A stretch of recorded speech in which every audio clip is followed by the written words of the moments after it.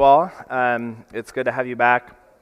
If you're joining us on the live stream, good to have you with us as well. I'd invite you to turn in your Bibles to Exodus chapter 7. That's where the plagues begin. Tonight, our lesson number 2 in our books is called Plagues and Passover. So we're going to be talking about the plagues. It was funny, I got a comment last week that somebody who was teaching in the back had come out and they were surprised at how far we had gotten in our first class because they assumed that this was just a class on the Exodus itself. But we are going to make it all the way to Joshua by the end of this quarter, so we're going to be moving pretty fast. But I think we've paced the class pretty well to get to where we need to get to and cover all the ground we need to cover by the time we get to the end of this quarter. We did have a singing the first Wednesday night. You'll notice on the table of contents, chapters 9 and 10, lessons 9 and 10, we're going to be covering those the same night. So we'll be going pretty fast through those, but tonight is the event of the Exodus. When you think of Exodus, I would imagine you think of the 10 plagues and actually getting, our book is titled Out of Egypt. Tonight we're getting out of Egypt. That's what we're going to be talking about tonight. But just to get started, I want to do our memory verse and then have a word of prayer. So our memory verse, if you'll remember, is Genesis chapter 1 and verse 1. In the beginning, God created the heavens and the earth. Okay, so that is our memory verse for this quarter. It's fun because we have our congregational Bible reading plan, and we have our Bible class on Sundays with Ben, and Ben is going to catch up with us very, very fast. And there's going to be a little bit of overlap between the Exodus class, but that's going to be really good. I think having both of those perspectives and both of those, that kind of some parts of the same conversation, but covering some of the same text at the same time is going to be really beneficial. And so we'll get there. Ben will get there eventually. We're already there. But we're going to be covering the 10 plagues tonight, and with that, we'll get started with a word of prayer, if you would bow with me. Father, we know that you are a God of deliverance. You are a God that watches out for your people. You are a God that works in incredible ways that sometimes we can't understand, but we are thankful for the ways you work in our lives. We're thankful for the ways you've worked throughout history to save your people and deliver your people from whatever enemy they found themselves up against. We know that you are sovereign, you are bigger than our problems, you are in charge of creation, you are the creator, and we thank you for that, and we revere you and respect you for that. Please be with us as we go throughout this study and help us to learn the things that you would have us to learn through this text, and help us to draw closer to you and understand you better. It's in your Son's name we pray. Amen. Okay, so for the first, not half, but the first little bit of this class, I'm really just going to kind of go through kind of a presentation, if you will, of the plagues. We're going to talk about the 10 plagues. Just out of curiosity, how many of you know a song of some sort that has to do with the plagues? I got a text about a certain song that there is about the plagues. I remember when I was little and I was in the toddler's Bible class, I was probably 5 or 6, we lived in Nebraska, we learned a song about the plagues, and for the plague of cattle, where all the livestock die, the word they used was murrain of cattle, and at 5 years old, I did not know what the word murrain meant, and so it was just kind of funny because for a long time I knew that all the cattle died, and I knew it was the murrain of cattle, but I didn't know what murrain meant. But we're going to just kind of go through the plagues tonight and just kind of talk through all 10, but then once we get to the end, I'll point out some things. Obviously, feel free to take notes. I'm sure you have your comments written down in that chart that you'll see on page 11 in your book, and once I get through the 10 plagues, we'll kind of talk about them and then move forward from there. So we have the plagues in the Passover. The first plague is the water turning to blood. We know from last week that this was one of the signs that was given to Moses to present to Pharaoh. This was one of the signs that the Pharaoh's magicians replicated, but not to the extent that we see in plague number 1. Once it becomes a plague, once it's to the extent that it is. And so here we see, we're going to have 3 sections as we go throughout the 10 plagues. The first one is the Egyptian gods. Now, you can look up online several different resources that kind of talk about some of the Egyptian gods, the Egyptian pantheon that they would have had, some of the gods that they might have been thinking about. I'm not going to focus on that. I have them listed here. If you would like the PowerPoint or you would like some of the resources I used, I'd be happy to share those with you. We're not going to be focusing on those gods. We're going to be focusing on the God. But I do have those listed out. There are several different resources you can look at, so those will just be listed. There's one that's the guardian of the Nile. They believed him to be the giver of life. So there's going to be different ones for the different plagues that kind of, some people will take the view that these plagues are attacks on specific gods. I do think there could be some evidence of that. I understand I understand the point of that, and you definitely do see, obviously, our God, the God of the universe, is sovereign above those fake gods that don't even exist, but the gods that the Egyptians would have been, praying to, sacrificing to, trying to worship, to avoid these plagues. But you see that, so you're going to see some of these Egyptian gods listed. But then as we go throughout the plagues, one big thing I want to think about is what daily life would have been like, what life would have looked like either as an Egyptian or as a Hebrew, as an Israelite, going through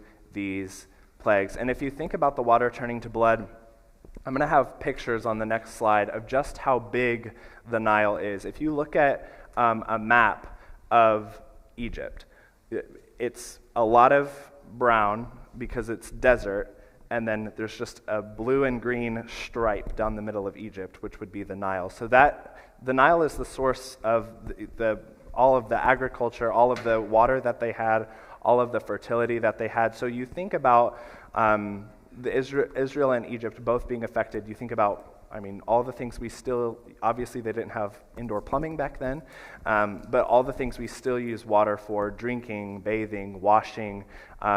Chapter 7 and verse 24, if you'll read that with me.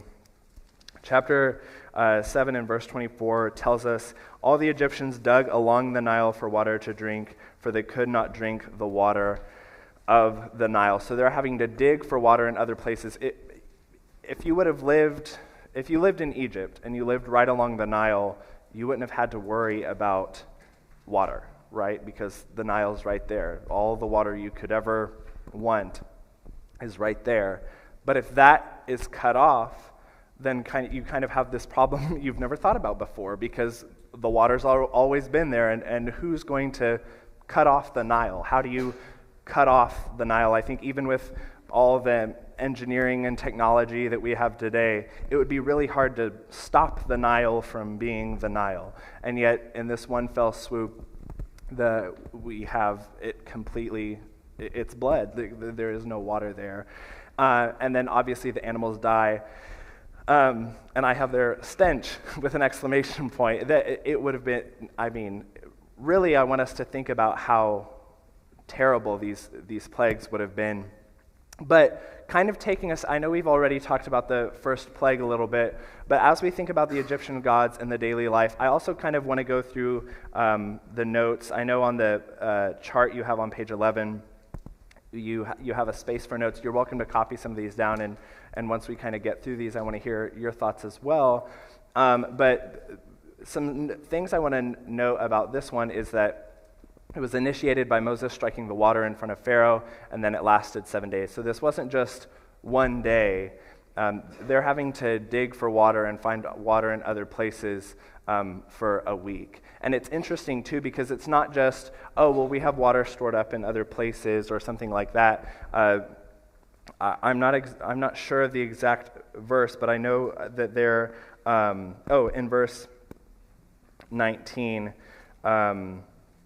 the Lord said to Moses, say to Aaron, take your staff and stretch out your hand over the waters of Egypt, over the rivers. There are canals, there are ponds, there are pools of water, so they may become blood, and there shall be blood throughout all the land of Egypt, even in the vessels of wood and vessels of stone. So if for example, our water towers, instead of having water in them, had blood in them, or you kind of went back to the source, we might have water bottles stored up at home or something like that. But imagine the power of, even as Moses and Aaron are doing this, even the water in your water bottle, even the water fountains that we have here, even the water that some of you might be drinking right now, that's blood, all of a sudden, just in one fell swoop. And so, again, I just want to kind of think about what it would have been like to live through these things and to see these things, because this really is the impetus for the rest of the class. We're going to keep on talking about the God who brought them out of the land of Egypt and the signs that were done,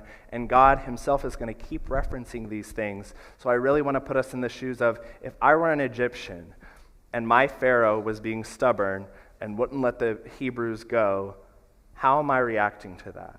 And all these things are happening to me. I'm having to put up with all these plagues. But then on the other side of that, the Israelites, seeing these things, being protected from some of these things, as we're going to talk about in a minute, how is that going to affect me on either side of that? But before we kind of continue, one thing I want to mention before we get too far ahead of ourselves is, if you'll look at question 2 on page 12 in your book. Question 2 asks, what is the reason God gives for wanting his people to go out in the wilderness? How does this set the tone for the rest of the Exodus? I really want to answer the first part of that question. Both parts of that question are related, obviously, but how would you or how did you answer that question? Because I think that's important to establish before, as we're going forward, just what is God trying to accomplish here?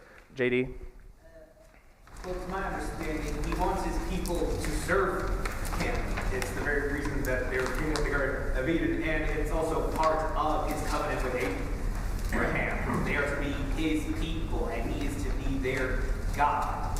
And thus, for the relationship, they're the people of the one true God would, for their own sakes, if nothing else, need to serve that one true God. So he's wanting to provide them with that at long last.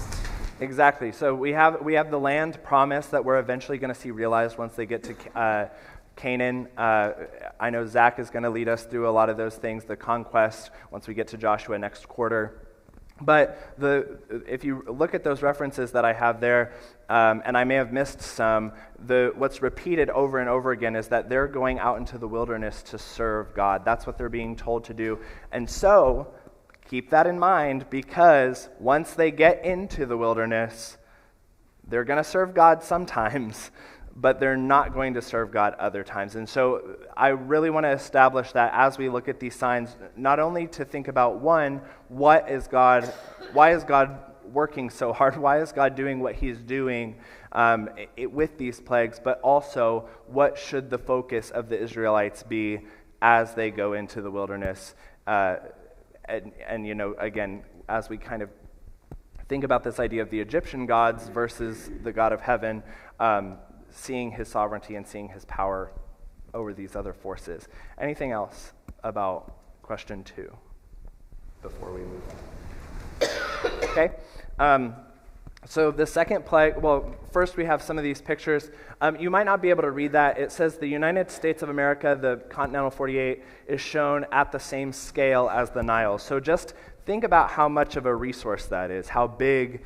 So that's the whole continent of Africa, but then you have a map of just how big the Nile is. And you see some kind of branches going off there. But just thinking about this actually here at the bottom, it's interesting because I forget exactly what this map is supposed to show, but it's interesting because they made that map, and they put a highlighter on. They somehow made it red because they were trying to do something else, and they kind of put a filter on the map. But then the people who made that map were kind of joking about, like, this looks like the book of Exodus because we accidentally made the Nile look red. But you can kind of imagine if you lived close to there and see how zoomed out that is.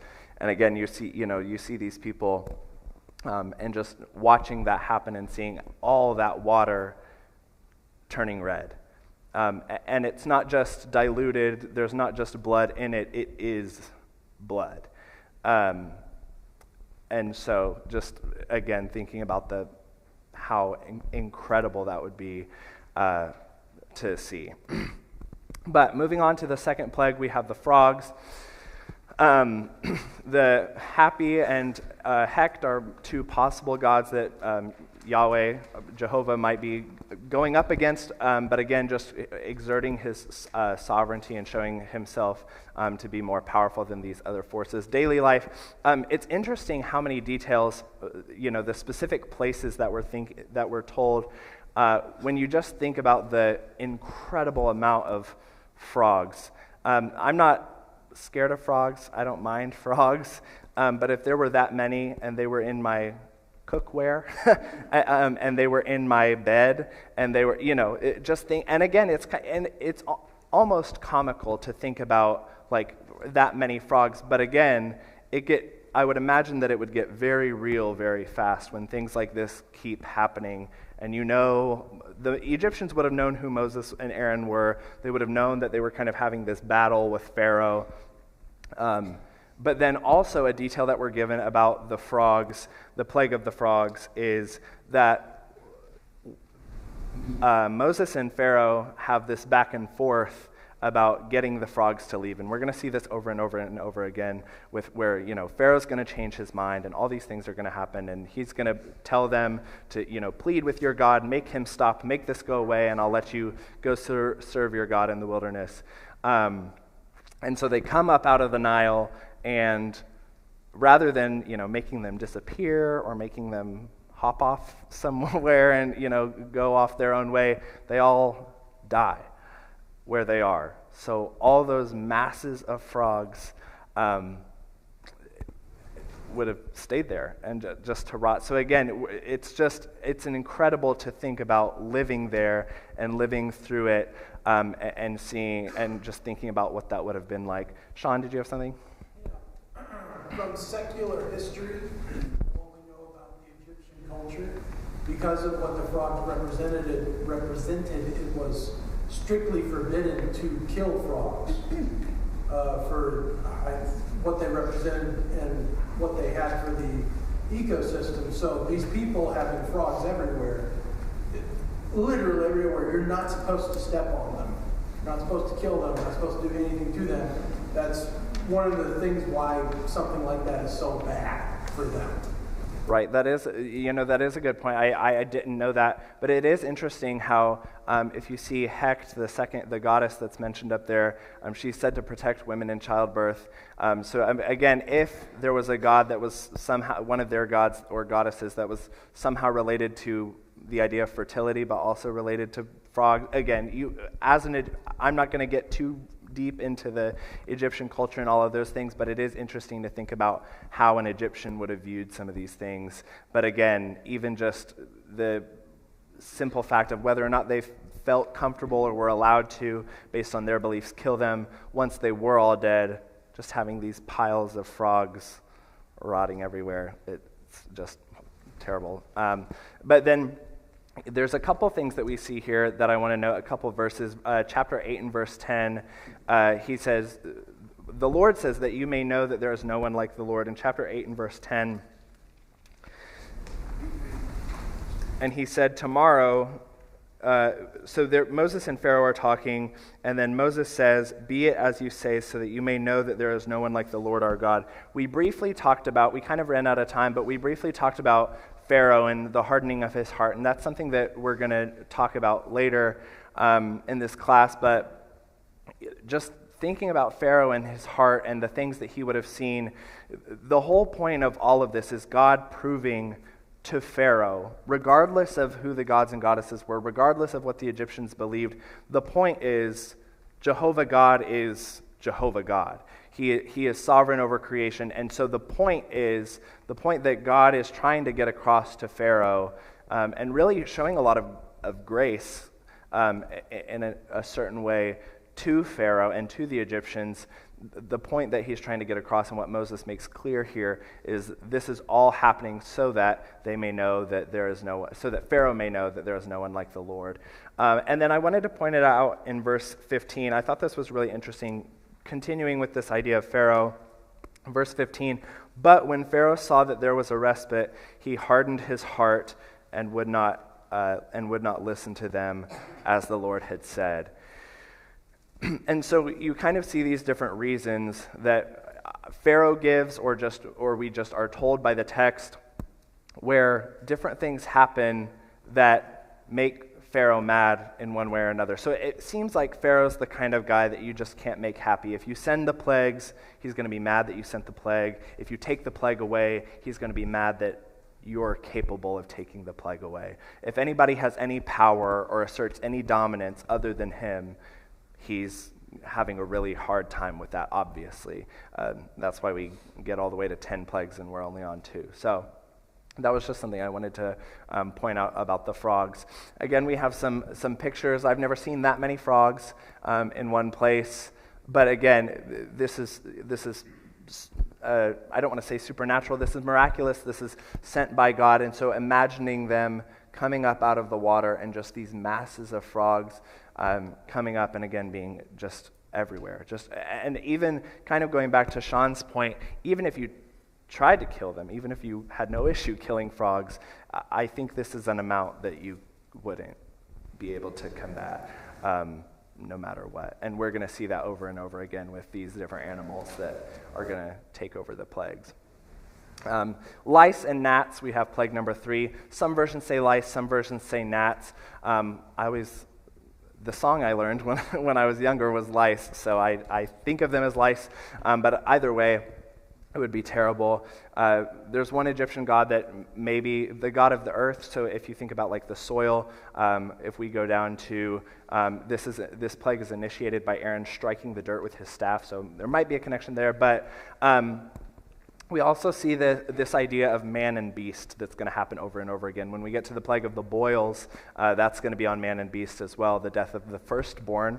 Obviously, we think of, as empathetic human beings, we think of the death of the firstborn. We put more focus on the firstborn human children that die, but that's also going to affect the animals as well. But going off this idea of the magicians, this is the one where the magicians say, this is the finger of God. And so that leads us to question number 4. It says, what role do Pharaoh's magicians play in the plagues? How do they contribute to the point of the plagues? We know that when Moses was originally doing these signs, and he's saying that he's doing these signs and with the water turning to blood, they're able to replicate that somehow. I don't know exactly what that means or how that happens. To be perfectly honest with you, I would prefer not to get into the whole discussion of like what were the magicians capable of doing or what could they do and everything. But if you think about the magicians being able to replicate or being able to do some of these things, what does that make you think? What does the role of the magicians seem to be to you? Tanya. So, in spite of whatever they could do, their power was very limited. So even at their best, it succumbed to whatever God did. And I think that was a huge point God was trying to make to Pharaoh. Like, yeah, you have these people who can do X, Y, Z, but then there's me. And they can't outdo that. Exactly. That's a great point. And that's really how I would kind of summarize the whole point of the magicians is even at their best, no matter what their capabilities were, no matter where their capabilities came from, we see that with with Aaron's staff turning to a serpent, and then they can somehow do that, but then Aaron's staff serpent eats all the other ones. And so this is just a completely different level. And you saw the map of the Nile and how big that is. That's not what the magicians were doing when they were turning water to blood. And so it's just this completely different realm of influence. JD and then Bud. Another thing for me for some of these, yes, they could recreate the facsimile of the plagues, but they couldn't undo the effects. They could, like you said, replicate it, but they couldn't reverse what had been done as they so claimed with the power of the Egyptian gods. Try as they may, they could not reverse what the one true God had done. They were just, like was already mentioned, they were completely outclassed. Bud? Well, I also see, by them being able to do at least partial, it gives credence to Pharaoh to help harden his heart. He's like, they're just doing magic too. And then, of course, when they get to the point where they're like, oh, this is the finger of God, oh, that just happens. And they get very angry and harden his heart even more. So I think it really goes to contributing to him hardening his heart, to be willing to and wanting to do that. Right. It would be very interesting if I thought someone was doing a magic. To be clear, the plagues were not magic tricks, and I know nobody's saying that. I just want to make that abundantly clear. But if I thought somebody was doing a magic trick or a spell or something like that, I would want to talk to the best magicians I know to see if, can you replicate this? Can you do this? What is this? But then to have that person tell me, I have no idea how they're doing that. Like, I can't do that. Nobody in the world can do that. Then again, like Bud is saying, that is a whole new caliber of sign and miraculous power. Stephen, were you going to say something? Okay. So that's just something I wanted to mention, because that is going to get, we're going to get to a point in the plagues where Pharaoh's servants and his magicians and he kind of has these different people in his corner saying, kind of commenting to him. Obviously, like we talked about last week, I would imagine you could only say so much to the Pharaoh. He had unlimited power, he was a tyrant, he was a dictator, but even for them to say, I don't know what else to tell you, this is the finger of God, this is way above our pay grade, that would have made him very mad, but that also would have just kind of contributed to this whole dynamic of what's happening here. Zach, and then Plague 4. If you look at the culture, the word we're using is magician. These were the priests, right? So in ancient Egypt, the high priests were able to work magic as evidence of their connection to God. Just like in the New Testament, we have Jesus and the apostles working miracles, confirmation of their word, right? So in this culture, these priests, these magicians, were using it to show the power of their gods. And for Pharaoh, the royal magicians would have been the highest caliber of that in the land. And for them to go in and say, we can't do this, was a severe rebuke of their gods and their entire religious culture.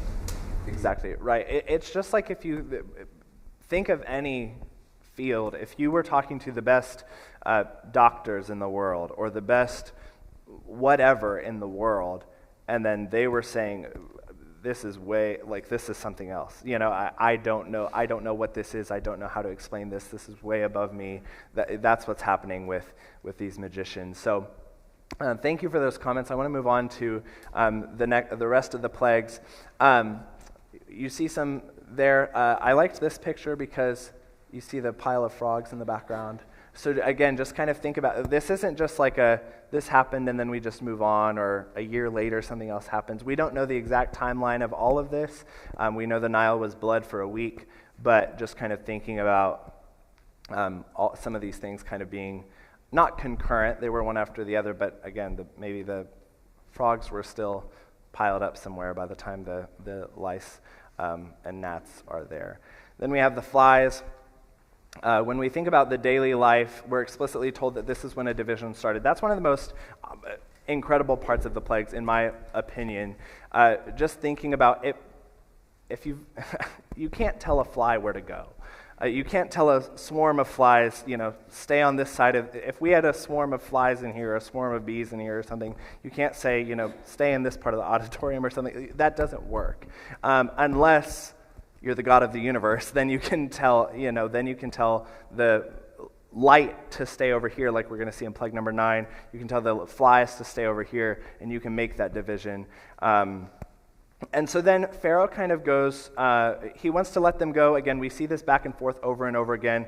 If you'll read with me in chapter 8, in verse 25, then Pharaoh called Moses and Aaron and said, "Go sacrifice to your God within the land." But Moses said, "It would not be right to do so, for the offerings we shall sacrifice to the Lord are an abomination to the Egyptians. If we sacrifice offerings abominable to the Egyptians before their eyes, will they not stone us? We must go 3 days' journey." Then Pharaoh says, "I will let you go, only you must not go very far away." So again, Pharaoh's trying to negotiate, which is interesting because, as I've kind of mentioned last week and earlier tonight, Pharaoh doesn't seem like a man that you negotiate with. He doesn't seem like he would negotiate. Men like Pharaoh aren't used to having to negotiate. But he's trying to, and so Pharaoh says, "Plead for me." Moses is kind of this go-between between Pharaoh and God, of course. But then I love what Moses says when he says, "Let not Pharaoh cheat again." You know, Moses is pretty emboldened from the Moses we were talking about last week that didn't want to do this job to him telling Pharaoh, "Don't cheat anymore. Quit changing your mind. If you're going to let us go, let us go." It's pretty powerful to think about just the power and everything that Moses is that God's accomplishing through Moses here with the plagues. There's some flies, but just thinking again, just the number. This isn't like 10 flies or a couple flies or something like that, but just thinking about how many there would have been, and then there on the top right you see this distinction where, but again, think about both perspectives, not only being an Egyptian and living through this, but also being an Israelite and seeing these swarms of flies in the distance, but knowing, would they have thought, like, maybe they're going to come this way? Because you're not used to flies staying where they're supposed to be, right? And so just kind of thinking about being on either side of that. Then plague number 5, we have the death of the livestock. There's several Egyptian gods that this could possibly have something to do with. I do want you to remember, I know I'm not putting too much emphasis on the gods and goddesses, but I do want you to remember Hathor. I preached a few months ago about Mount Sinai and the golden calf. It's interesting because Hathor is represented as a goddess, so it's a woman. She's usually represented with the head of a cow. But she is the goddess of sexuality, music, dancing, and maternity. And so when you think about some of the things that would have been happening at Mount Sinai from what we're told, and the fact that they made a golden calf, again, I'm not going to say that the Bible says that. I'm not going to die on that hill or make that claim, but it is just kind of interesting to point out. But then every single animal dies. There's this dramatic distinction between Israel and Egyptian livestock. Again, if you think about like a disease, if we're going to think in like modern terms of like a disease, and I don't want this germ to spread from my livestock to your livestock or something like that, if it got bad enough, the only way to combat a plague like this would be to kill all the infected cattle or whatever livestock, whatever animals, to kill all the ones infected and just kind of keep them completely separated. But that would have been so hard to do. So there's no natural explanation for why these ones are going to die and these ones are going to live. The whole point of it being all of them are wiped out in a night. And it's not like they got sick and then, oh, maybe we can help them or something like that. All their animals die overnight. And then there's this dramatic distinction between the Hebrew livestock and the Egyptian livestock. It's also interesting that the Lord sets a specific time. And then we also see Pharaoh kind of going back and forth. So again, we see Pharaoh going back and forth constantly, but then it is interesting when in verse 5 of Exodus 9, the Lord set a time, saying, "Tomorrow the Lord will do this thing in the land." And the next day the Lord did this thing in the Egyptian, and the livestock of the Egyptians died, but not one of the livestock of the people of Israel died. This is from a famine in Kenya. I'm not exactly sure what year, but just there are probably people, many people in this auditorium that are much more familiar with livestock than I am. But just even being able to visualize that many dead animals in one place and just thinking about, this is your livelihood. They didn't have grocery stores, they didn't have butchers, they didn't have whatever, and so going outside the next morning and all of this, seeing all of this carnage, and we're only on 5 out of 10.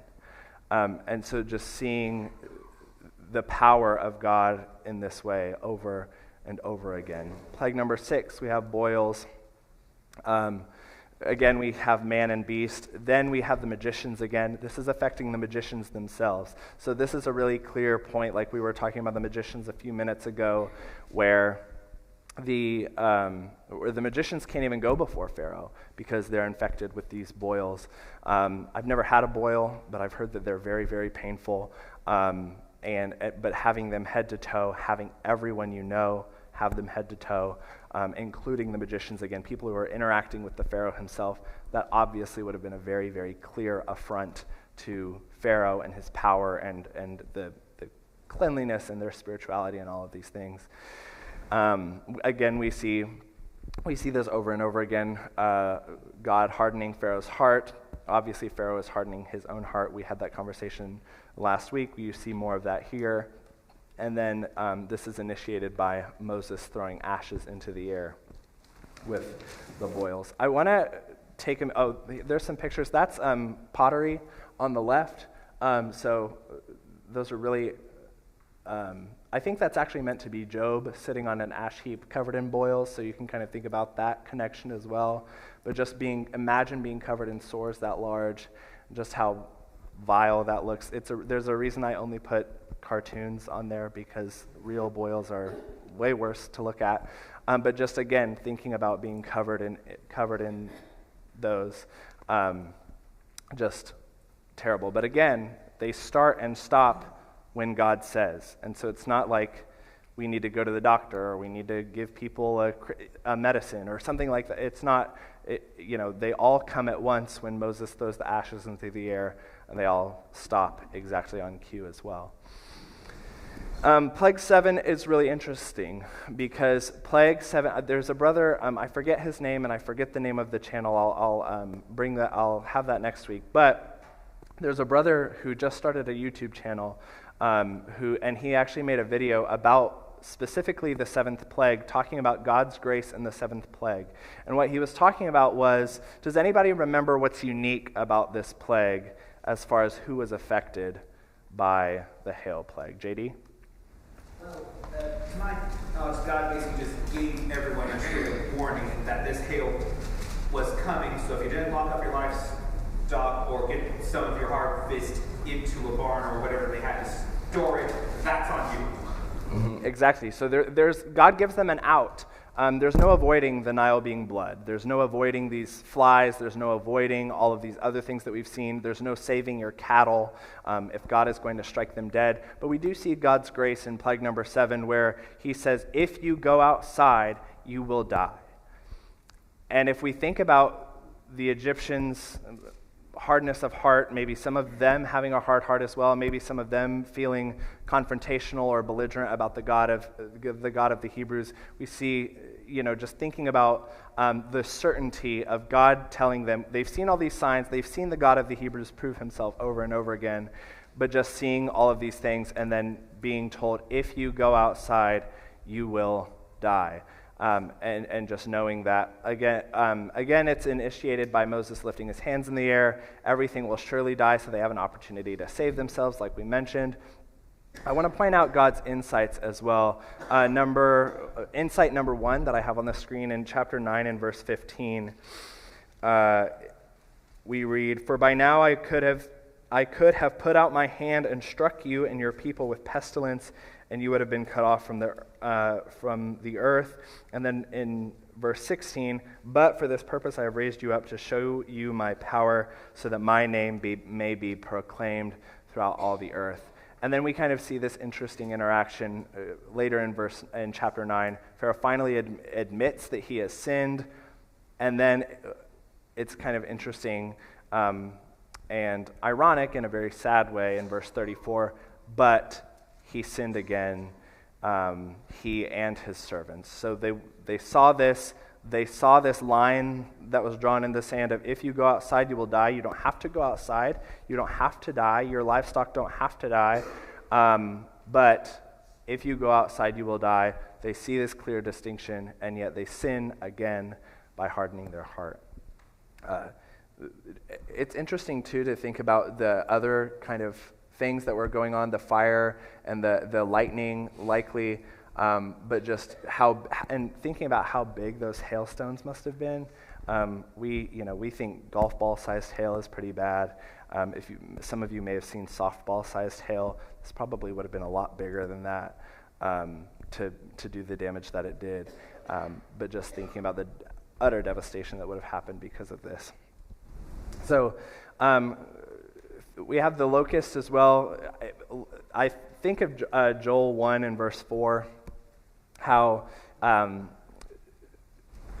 locusts just eat everything. Everything is completely destroyed.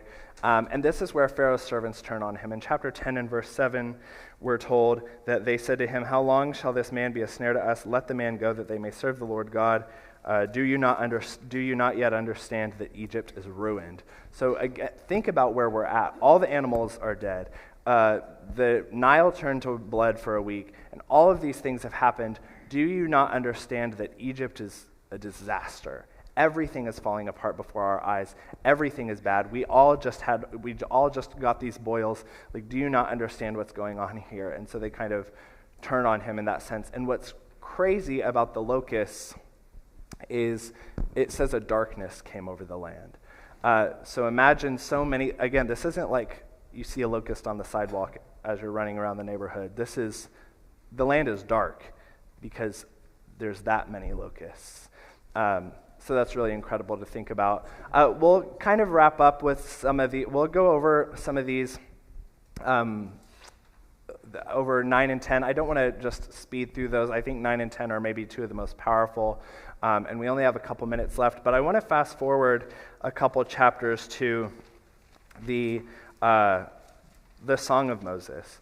I want to end there thinking about, because as we go through this, and we're on plague number 9, we'll talk about those things. We'll finish up with the plagues and the Passover next week, but I just want to end by talking about God's character being shown through all of this.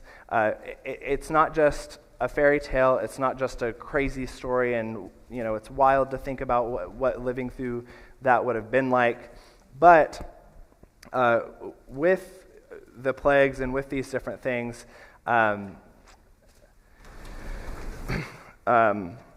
you see all these descriptors of the Lord in the Song of Moses. So I want to read in Exodus chapter 15.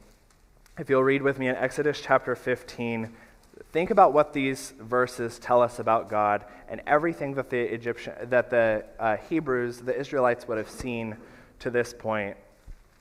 Then Moses and the people, this is when they're on the other side of the Red Sea, Moses and the people of Israel sang this song to the Lord, saying, "I will sing to the Lord, for he has triumphed gloriously. The horse and his rider he has thrown into the sea. The Lord is my strength and my song, and he has become my salvation. This is my God, and I will praise him. My father's God, I will exalt him. The Lord is a man of war, the Lord is his name. Pharaoh's chariots and his host he cast into the sea, and his chosen officers were sunk into the Red Sea. The floods covered them. They went down into the depths like a stone. Your right hand, O Lord, glorious in power. Your right hand, O Lord, shatters the enemy. In the greatness of your majesty, you overthrow your adversaries. You send out your fury. It consumes them like stubble. At the blast of your nostrils, the waters piled up. The floods stood up in a heap, and the deeps congealed in the heart of the sea. The enemy said, I will pursue, I will overtake, I will divide the spoil. My desire shall have its fill of them. I will draw my sword, my hand shall destroy them. You blew with your wind, the sea covered them. They sank like lead into the mighty waters. Who is like you, O Lord, among the gods? Who is like you, majestic in holiness, awesome in glorious deeds, doing wonders? You stretched out your right hand, the earth swallowed them. You have led in your steadfast love the people whom you have redeemed.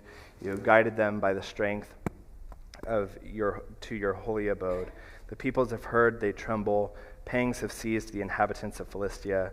Now are the chiefs of Edom dismayed. Trembling seizes the leaders of Moab. All the inhabitants of Canaan have melted away.